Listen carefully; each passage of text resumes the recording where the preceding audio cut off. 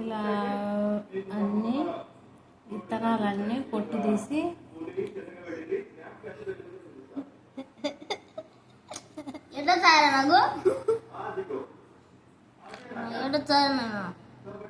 ఇలా అన్ని పొట్టు తీసి ఇలా తయారు చేసుకోవాలా. పాకానికి రెడీ చేసుకోవాలా. పాకానికి రెడీ చేసుకున్న తర్వాత బెల్లం ఇలా తయారు చేసుకోవాలా.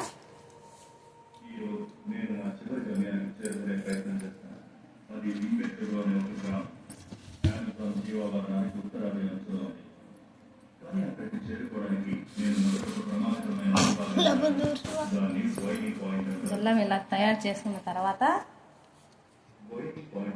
దీంట్లో సరిపడేట వాటర్ పోయాలా.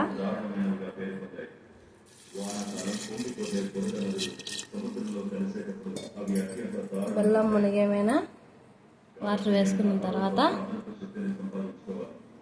దీన్ని మనం గ్యాస్ పాకానికి రెడీ చేసుకొని ఇంకా గ్యాస్ మీద పెట్టుకున్నాం. అది కాదు దాని పక్కలోది.